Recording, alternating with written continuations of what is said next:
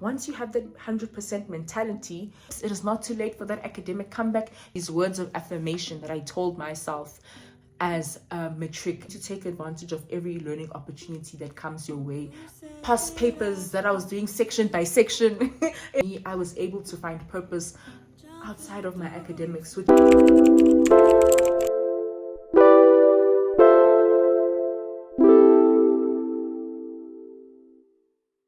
Hey Siki squad, welcome to part 2 of my How to Get Distinctions in Matric series. If you haven't watched part 1, please do so first, then come back to this video. The link of part 1 is in the description box. I didn't film an intro for this video as it is a continuation of part 1, but without further ado, let's get straight into it. Let's move on to the next tip. The next tip is that you need to be delusional about your academics, about your marks. If you want to aim high, if you want to be a top learner, if you want to improve your marks from a 50 to a 70, if you want those good grades, you need to be delusional about it. You need to already see it happening, all right? And here's how you do it. You aim for 100% in every exam that you do. But you don't aim for 100% after doing a few or maybe 1, 2, 3 past papers. No, because that's not, the chances of that happening are slim. You aim for 100% towards the time of the exam, like after you've done a lot of past papers, because the thing is, after doing so many past papers, you get used to the structure of the paper, right? And you are then able to anticipate the type of questions that they're going to ask. So after being confident in that, you then aim for 100%. And ultimately, you are not just aiming for 100% in the past papers, but you are also aiming for 100% when you write the actual exam. The advantage of this is that you become aware of the nitty-gritties of the questions, you know, especially in those subjects where they look for certain things in your answers. You know, those questions where it's a all or nothing. You know, if you don't mention this, then you're not going to get this, and then everything is wrong. You want to prevent yourself from losing marks in those questions. So aiming for 100% makes you aware of every single question. And you also train your brain to make sure that you get full marks on the topics that you know, that you can eventually master. So for example, algebra, you will notice that, oh, okay, it is possible to get 100% in the algebra section. Whereas when it comes to those level 4 questions towards the end of the paper, those are the questions where you know that, oh, okay, maybe I'll only get 2 marks, 2 out of 7, 2 out of 8, you know. But once you aim for 100%, you become aware of the small errors, which when they add up, guys, those small errors are the difference between a 60 and a 70. They're a difference between a 79 and an 80%. I don't know. They can make a major difference. And this is more specific with maths, okay, where you must aim for 100%, even with physical sciences and even chemistry. Even chemistry, because you become more aware of everything. And remember that, you know, even as you're doing the paper, even as you're writing the exam, once you have that 100% mentality, you become more careful. Number one, you become more careful. Like I said, you become more aware. And also you get to the realization that for every mistake you make, or for everything that you struggle to do in the paper, you are drifting further and further away from your 100%. And that's not what we want, because we all know that you can get 100%. I'm not saying you're not going to get 100%. You can, but for me, when I was doing it realistically, you know, even if I didn't get 100%, that isn't the ultimate goal. Even if I get the 80, that's fine, because I was only 20% away from that 100%. But, you know, because I aimed for that 100%, I was able to get that 80. Whereas if I aimed for that 80, I probably would have been at a 72. You get what I'm saying, guys? So you also need to make a mental shift when it comes to your academics. Yo, guys, okay, I'm so sorry, but I don't know if you've noticed that the lighting is becoming darker. That's simply because the sun is setting. As I'm using natural light from my window to film the video, but I'm going to put on my lamp so that you guys can see me. You're gonna just see the difference. I'll put it on now. Sorry. The sun sets so quickly in Hatfield, but you can still see me. You can still see me. You can still hear me. That's all that matters. Let's continue. Just to add on to the tip of being delusional and thinking of yourself already as a champion, I had this paper in my room, and I remember I wrote it on, I even wrote the date as to when I wrote it. I wrote it on the 23rd of the 8th month, 2023. This was the 23rd of August. Today is the 19th of August, so it's almost a year ago. But I wrote this just before my prelim exams and before my finals. Like, I already saw myself making this video. I already saw myself as a winner. This day was planned, guys. Last year, I knew that I'd come here and I'd tell you about this paper and about these words of affirmation that I told myself as a matric, as a student, okay? Even as a high school student, you can do this too. If you're grade 8, grade 9, I advise you do this. Or just have something that you do to reassure yourself that, you know what, I know what I'm doing, okay? I am that girl, I am that guy, I am that person, and I'm gonna make it through no matter what. All right, but let me just read this to you. So as I wrote here, it says, there is no easy, okay, it says motivation 101. There is no easy route, because if it were easy, everyone would do it. Hard work pays off. I wrote here, sacrifice your time. Get up when the world is sleeping. Yo, guys, about that. I still need to speak about that. My study schedule was crazy, but I'm going to speak about my timetable because there was someone who asked me a question about my timetable in the next video. So this is part 1. Part 2 is going to be where I'll be answering questions that people have asked me, and you can also ask a question in the comment section and I will answer it in the part 2 of this video. I wrote here discipline, I wrote here my vision, and I wrote 7 distinctions, and I colored it with the highlighter. I was like, yes, I'm gonna get 7 distinctions, and look, I didn't get 7 distinctions, I got 6. My 7th distinction was the 79 that I was, let's not speak about that. This is what I'm saying when, it's that whole mentality of, what's the saying? Aim for the moon, and even if you don't get there, you'll land on the stars, or something like that. Or aim for the sun, and even if you don't get to the sun, because the sun is further away, but the moon is closer to you than the sun is. So even if you don't get to the sun, you'll land on the moon. It's that type of thing, guys. I'm a winner. I declared it. I declared that, you know what? I've won this. Outwork everybody in the room. And that leads on to my next point. I'm gonna go back to that. Then I wrote here, do it tired, do it angry, do it happy. You know that TikTok sound?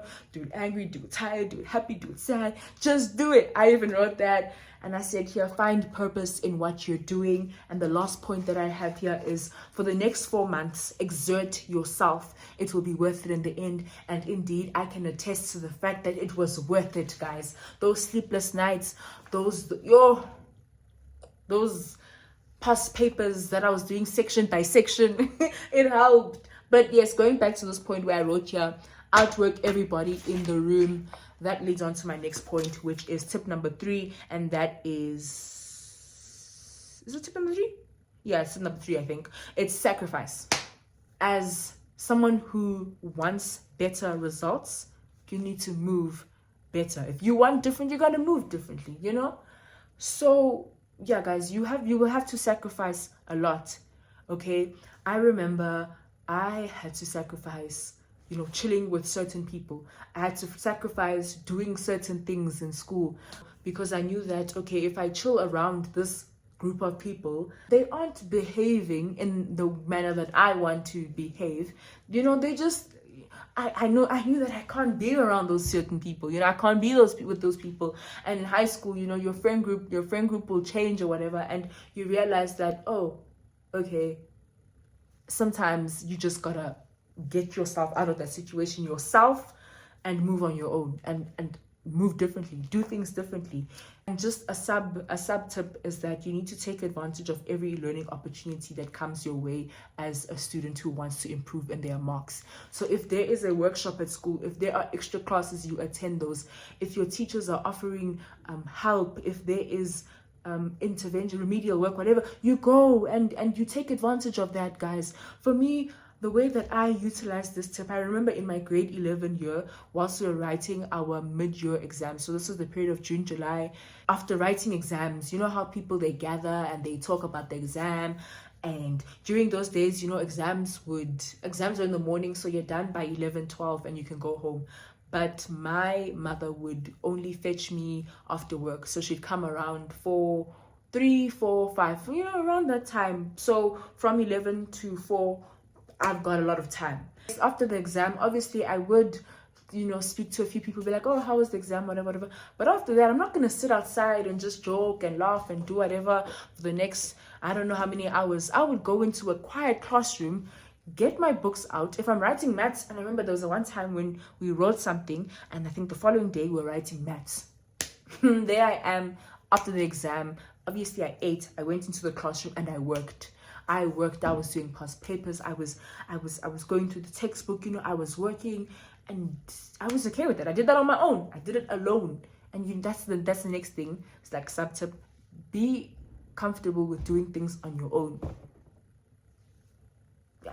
And I remember after writing the exam, I was confident, and ultimately I got 100% in that maths paper 1. Yeah, that was the first and last time I got 100% in maths. But I did aim for 100% in my final maths exam, of which I didn't get it. I got 88. But like I said, I was only 12% away from my goal, which was the 100%. Now imagine if I aimed for 88%. The chances of me getting 88% are not that high. I probably would have gotten 78 or something like that. If you are an IEB student, the SAGS document is your bestie. You guys are like this. Okay? Because if you don't know about the SAGS document, if you're a Matric student and you don't know about the SAGS, even if you're in grade 11 and you don't know about the SAGS, please just search. I think you can get it on the IEB website. Just search SAGS, or okay, no, you don't. You have to go to the IEB website, then you look for. But go to your teacher and ask them for the SAGS document. Every single subject has the SAGS document. And basically what the SAGS document is that it is a document that is a guideline that guides you about the things that you need to know for the exam. It guides you as to what you should be, as to what you are expected to know for the exam. So you study with that, you practice with that. As you're doing past papers, you are also alternating with going through the SAGS document. I literally annotated my SAGS document throughout the year, throughout my Matric year. I know in some schools you're given the SAGS document in grade 11, some grade 10, I think. So yes, now if you're not at an IEB school, and maybe your CAPS, you know, there is also a document that you guys have apparently. I asked a friend of mine who is in a CAP school, and you guys have a year planner. I think even IEB students, but yeah, CAPS, you guys have a year planner, and apparently not everyone gets this year planner. But if you don't have it, then either ask your teacher or go onto just search your year planner for that year. As this year planner, it shows the sections covered in each term, and it also shows what is expected of you in the exam, like what you should know. So please use that to your advantage. Those documents are very important. You should have them on speed dial J, you know, emergency, they must always be there. Tip number 4 is that you need to start noticing the trends in the way that your teacher tests you. Now, this is very important, especially in Matric, because you know that during the year, you have assignments, you have tests, you have exams that all contribute to your, I think it's called a CAS mark, something like that. But yes, you need to notice the trends in the way that your teacher asks questions. Because ultimately, guys, if you think about it, your CAS mark, which counts, 25%, right? Something like that. Your CAS mark, it kind of depends on what your teacher tests you on. So, yeah, you need to see those trends. And also when your teacher assigns you, gives you assignments, you need to make sure that you do very, very well in those assignments, because those assignments can pull up your mark at the end, you know. And also those assignments or tests or whatever, they can pull up your mark. And also in addition to that, if you are given a second opportunity to do an assignment because perhaps in your first attempt you did bad or you didn't do as well, and your teacher gives you another opportunity to do the assignment again, do it and make sure you do well in it. get a distinction if possible. Do very well. Get 100%. Oh, sorry, my camera is moving. Do very, very, very well in it. Because for me, I am so grateful for my English teachers. They pushed us. You know, we had a million English assignments. English was just that subject that wanted attention last year. I gave it the attention that it was seeking. And ultimately, I got a distinction in English. I literally just crossed the line. I got 80 on the dot. And if I think about it, my CAS mark for English, I think it was an 85, I don't know, 83. But it was a distinction, I'm sure of that. So now with my exam also integrated there. Oh, and the English exams, guys, paper 2 with the essays, with the, it was a headache. And the poetry, 16 poems, only for them to ask up like 3 out of 16. Anyways, let's not go there. So yes, my point is that you must make the most of those assignments. And my English teachers, they made us redo a lot of our assignments because they wanted us to have a good CAS mark. And that CAS mark, it pulled through for me. I got that English distinction, and I'm so grateful for that. Another thing is that you need to form a relationship with your teachers. Don't be on bad terms with your teachers. There shouldn't be beef between you and your teachers, especially in grade 12, because these are the people who are preparing you for that final exam, guys. You need to trust your teachers, especially in Matric. And if your school has brought in new teachers during Matric, I am so sorry. But at the end of the day, you crying, complaining is not gonna help, guys.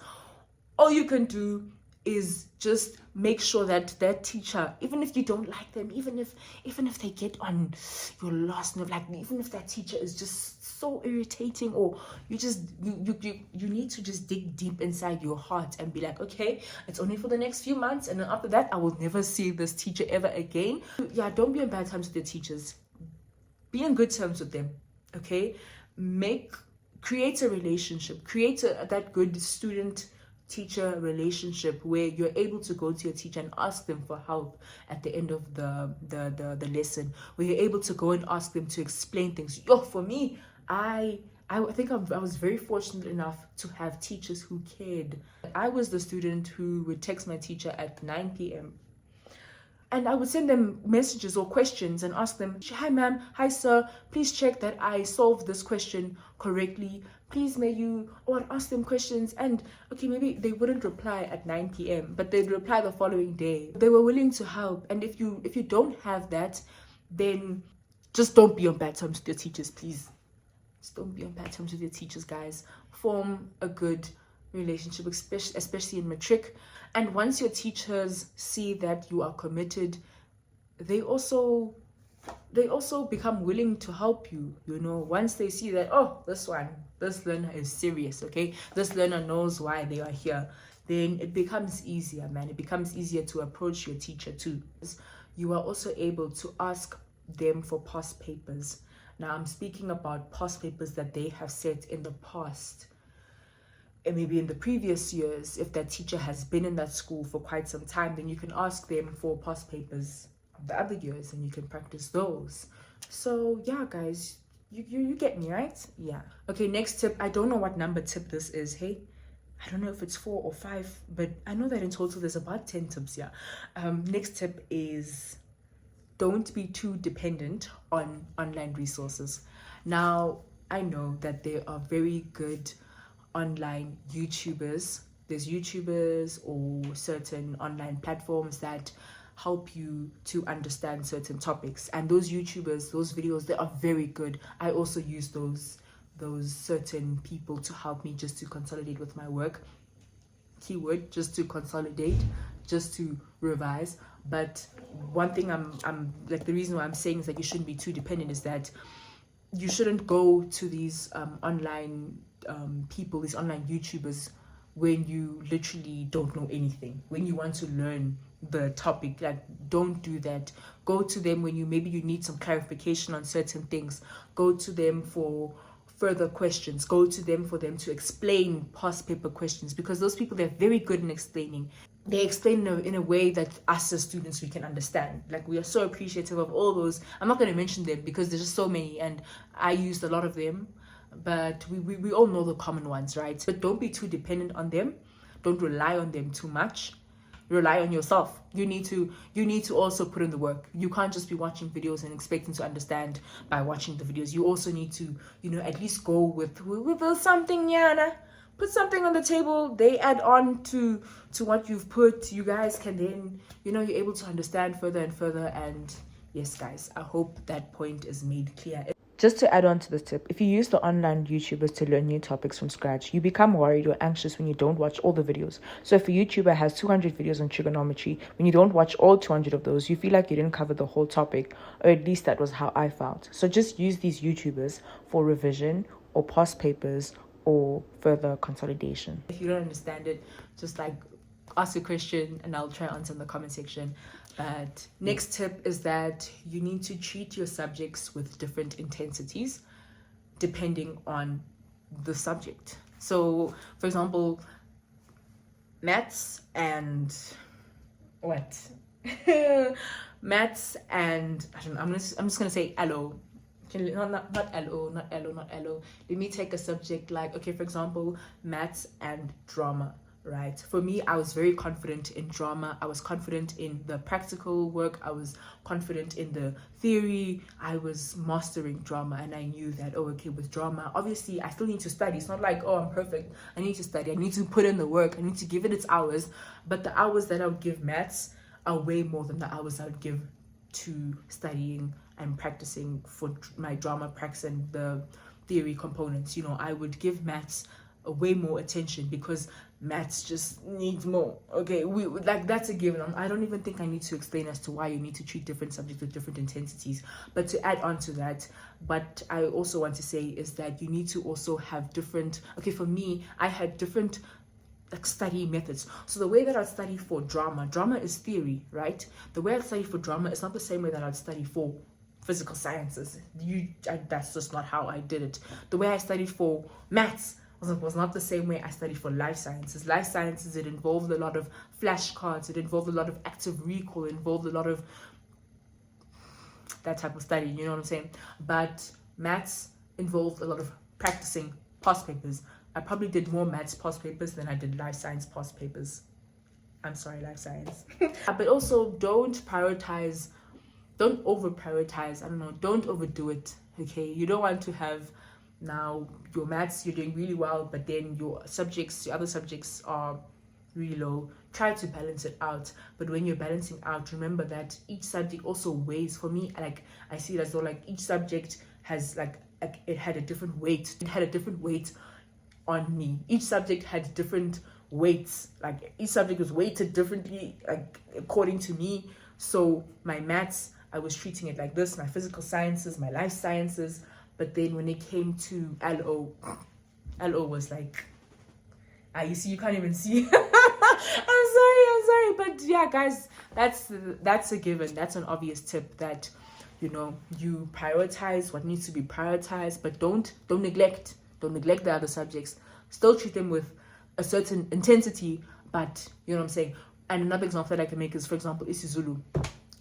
isiZulu was my baby. That's why I got my highest mark was my isiZulu mark. And it's not because I did isiZulu like this, but because isiZulu, I know that, oh, okay, if I do this amount of work, it's enough for me to get that distinction in isiZulu, for me to get that 90 in Zulu. All right. Whereas with maths, I need to do I need to constantly be doing maths in order for me to stay up there, because each subject requires different amounts of work, so you work around it accordingly. Yes, I think I've reached tip number 10, guys. I don't know, I haven't been counting, I lost track of all these tips, but I think it is. And essentially, I think I've given way more than 10 tips, but those are my sub tips, but they're still tips. But this is my very last tip, and yeah, this is a tip that I carried through every single day of my life. There is a time for everything. Now, there is a Bible verse that I would like to put over here. I hope you find some time to just read it. I'm going to leave it here just maybe for 10 seconds. But this Bible verse says how there is a time for everything. There is a time for the good, there's a time for the bad, there is a time to rejoice, there's a time to be sad. And, you know, just applying it in terms of your academics, there is a time for you to be serious, guys. There is a time for you to actually sit down and do those past papers section by section. And there's a time, you know, there's a time for you to grind, and there's a time for you to have fun. Like with me, I had the most fun in my matric year. As much as it was a messy year, as much as I was at a new high school, as much as it was a rut, I still enjoyed. For example, I knew that there is life outside academics. That's what I'm trying to say. There is also life outside of those past papers. There is life, there is joy in it. You need to find joy. You need to find purpose in what you're doing. And for me, I was able to find purpose outside of my academics, which ultimately also added to the purpose as to why I'm putting in so much work in my academics. You know what I'm saying? In my matric year, I was part of the first team basketball team. I was part of the drama, the production team. You know, I participated in that for the first time in my matric year. My matric dance was amazing. On that day, I made sure to have fun. It was fantastic. What other events? We had house walk rides. I'm gonna try put a clip here of me singing the walk ride cheer. But there I am. I was singing. I was making the most on those days, on those little moments that we had when we could enjoy. I was making the most out of those opportunities because I knew that after this, hey, the grind that I'm gonna grind. Yeah, guys. So yeah, man, I was also, you know, part of leadership. You know, I remember we even had clubs at schools. I was part of the sisterhood club. There was just so much going on in my matric year.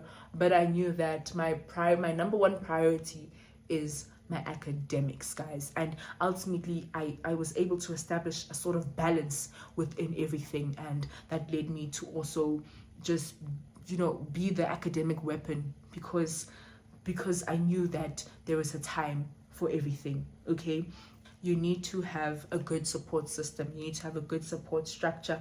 And if you don't have that, then you create it for yourself, guys. You create it for yourself. You know, yeah, man, what else can I say? Your support structure and who you surround yourself with, ultimately it impacts your confidence, it impacts your self-esteem. And as a student who wants to do better in their academics, remember, this video isn't just for people who want to achieve distinctions and 90s and 100%, but it's for students who genuinely want to improve. If you want to turn that 40 into a 60, you can do that. Okay, you can. All right, but you need to be confident. You need to have a high self-esteem. You need to have a good self-esteem. You need to think highly of yourself. Think of yourself as a champion. Think of yourself as an academic weapon, as an academic warrior. Before you even are that, you are already what you want to be. Okay, I'm trying to be motivational and whatever, but like, you get me, right? So yes, guys, for me, my support structure was obviously my family. It was my mom, it was my dad, it was my friends, it was my teachers, it was a lot of people, and I'm so grateful for that support structure. But above all, it was my faith. Okay, my faith was so powerful. All right. And I remember during my matric final exams, before every exam, I wouldn't, you know, before we go into the exam venue, you know, usually we meet outside the exam or wherever we meet, you know, and then as a matric student, everyone is talking, everyone's revising, people have their books, people are asking each other questions, people are nervous. I wouldn't gather myself with those people. I would go to the chapel and have alone time with God. And I remember that the chapel at school was literally in the center of the entire school, right?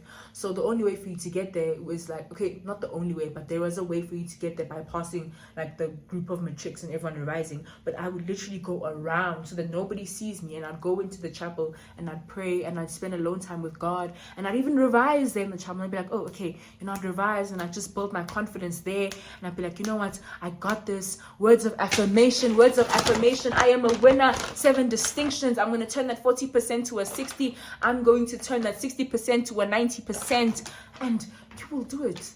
you will do it, guys. So I have spoken for so long. This video is probably like what, an hour long. I don't know what I'm gonna do, but however long it is, I'm still going to post it. I want you guys to hear these tips. These are things that I wish I knew when I was in grade 11 and when I was in high school and when I was in grade 12. And you know, yeah guys, I feel like I have more to say, but that's all that I wrote on this piece of paper. I feel like I implemented so many tricks in my matric year, but these, and my matric and grade 11, but these are the ones that ultimately stood out for me, and these are the ones that helped me to thrive, guys. If you have any more questions, please put them down in the comment section, and I will make sure to answer them. Thank you so much for watching this video. If you've gotten to the end, I will also put timestamps so that you can go to certain parts of this video, but you're at the end of this video, so why am I telling you that at the end? I'm sorry. I'm sorry. Anyways, thank you for bearing with me. Thank you for getting to the end, and I apologize for the whole lighting system. Anyways, God bless you guys. Have an amazing year. Have an amazing exam period, exam period. Yes, you got this. Remember, please implement my tips. It is not too late for that academic comeback. You can still have that comeback, okay? You can still rise. You can still come back up, and you got this. You got this. I believe in you. You gotta believe in yourself. God believes in you. Jesus believes in you. What more do you need? What more do you need? So thank you very much. I love you, Siki Squad. Bye, guys.